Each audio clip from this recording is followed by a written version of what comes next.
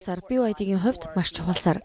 Компанийн хувьд бүх сарууд мэдээж чухал, гэхдээ борлуулалтын зорилттой хүрэхийг хичээж байгаа гэдэг утгаараа энэ 10 дугаар сар BYD-гийн хувьд ихээхэн ач холбогдолтой сар болж байна.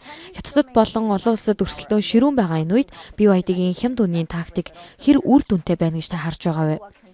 Манай компани зах зээлд эзлэх байр суурь хүчтэй хэвээр байх болно гэж харж байна. Ягд гэвэл BYD бол технологийн компани. Бид олон төрлийн шинэлэг шийдлүүдийг санал болгож, үргэлж өөр хэлбэрийн стратеги хэрэгжүүлдэг. Тиймээс Хятадын зах зээлд гэлтгүй олон улсын зах зээлд ч ялгаагүй өсөлтийн эрч маш сайн байгааг онцлмоор байна. Зарим өрсөлдөгч компани BYD-гийн зах зээлд эзлэх хувийг бууруулахаар зорж байгаа та санаа зовж байгаа юу? Үгүй дээ, автомашины зах зээлд яг BYD-тэй ижил давуу талтай компани байхгүй.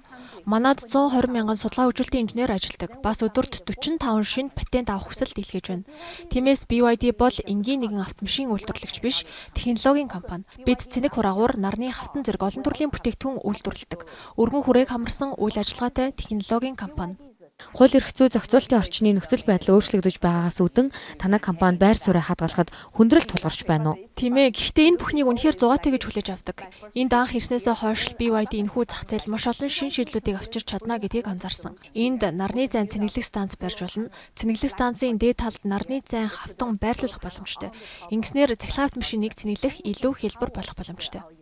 Аз номхон далайн бүс нутагт ямар урт хугацааны стратеги баримтлахаар төлөвлөж байгаа вэ? Бид зөвхөн автомашин гэлтгүй өөрсдийн хөгжүүлсэн бүх төрлийн технологио энд нутагшуулж шийдлийг санал болгоно гэж бодож байна. Манай компани нурс төрөгчийн эхийн ялгаруултыг бууруулах 3 ногоон зорилгынхоо талаар үргэлж ярьдаг. Энэ бүс нутагт ч тэдгээр зорилттой нийцүүлж ажиллана. Ирээдүйд та бүхэн үр дүнг нь өөрсдөө харах болов гэж найдаж байна. Африк төв болоод Өмнөд Африк танай компанийн хувьд хэр ач холбогдолтой вэ? Зарим тоон үзүүлэлтийг дурдж болох уу? Урт хугацаанд Африкийн улсуудын зах зээлд BYD-гийн эзлэх байр суурь ямар байх вэ?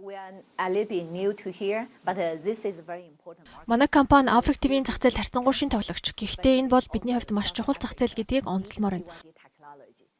Учир нь бид Африкийн бүсэд, ялангуяа Өмнөд Африкт өөрсдийн инновац технологийн шийдлүүдийг хүргэх шаардлагатай. Африкт BYD шиг инновацлог компани хэрэгтэй гэж бодож байна. Өмнөд Африкт үйлдвэрээ байгуулах төлөвлөгөө байгаа юу? Бид Өмнөд Африк дахь нийлүүлэлтийн сүлжээ цэнэглэх төвүүдийн дэд бүтц зэргийг 2 бүр 3 дахин өргөжүүлэхээр анхан шатны яриа хэлцээг өргөжлүүлээд явж байна. Тийм болохоор одоогоор үйлдвэр барих төлөвлөгөө хараахан байхгүй. Африкийн зах зээл дэх бизнесийн амжилттай байхын тулд нийт хэр их хэмжээний хөрөнгө оруулалт хийхээр төлөвлөж байгаа вэ? Тийм ээ, дахин хэлэхэд BYD бол технологийн компани. Бид цахилгаан автомашиныг Өмнөд Африкийн зах зээлд анх оруулж ирсэн. Мөн бид энэ супер хайбрид DMI автомашиныг зах зээлд нэвтрүүлсэн. Энэ бүх шинэ технологиуд цахилгаан автомашины зах зээл хувьсгал хийсэн. Жишээлбэл манай DMI буюу хос горимт ухаалаг төхөөрөмж байна. Энэ бол супер хайбрид технологи. Өдөр тутмын жолоодлоготой цахилгаан хөтөлбөрт EV тулгуурлага гэсэн үг. Нэг цэнэглэлээр 50-аас 200 км явах боломжтой. Тэгээд цэнэгэн дуусвал энгийн хайбрид хөтөлбөртэй автомашин шиг болно. Тэгэхээр манай машин банкаа нэг дүүргээд 1500 км, 2000 км явж чадна. Өөр ямар ч брэнд ийм зүйл санал болгож чадаагүй байна.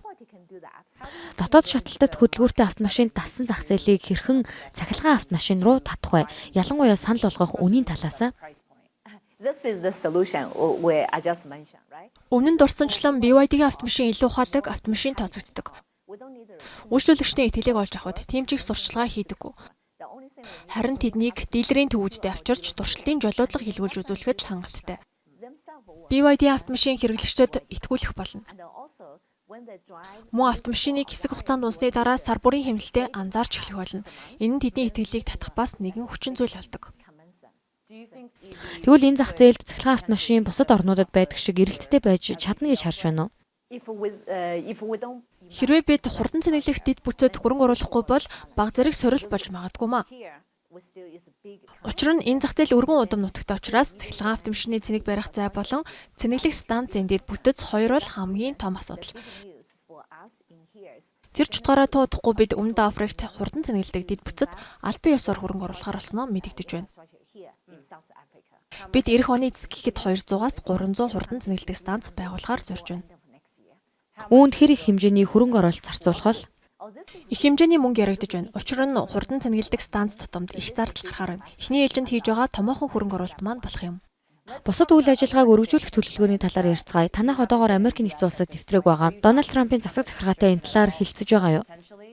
Үгүй бид одоогоор Америк нэгдсэн улсын зах зээл нэвтрэх төлөвлөгөөгүй байгаа. Тэгвэл Европт ямар бодлого баримталж байна вэ? Зохицуулагч байгууллагуудын тавьж байгаа шаардлага эрсдлийг хэрхэн даван туулж байгаа вэ? I think we're doing very well in Europe and also our facility. Миний бодлоор бид Европт маш сайн ажиллаж байгаа. Унгарт байрлах манай үйлдвэр энэ оны сүүлээр ашиглалтанд орно.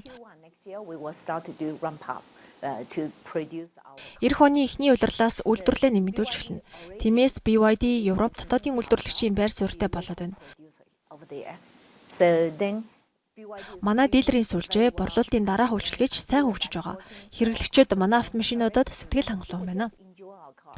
Испани Европ дахь дараагийн төв болох боломжтой гэсэн мэдээлэл гарсан. Энэ үнийн эсхийг та мэдээлж болох уу? To those reports. I don't really follow. Би энэ талаар сонсоогүй юм байна. Миний хувьд хэрэглэгчтэй сэтгэл хангалуун байхад л төвлөрдөг. Satisfy our Чанар гэх мэт сэдв богино хугацааны асуудал.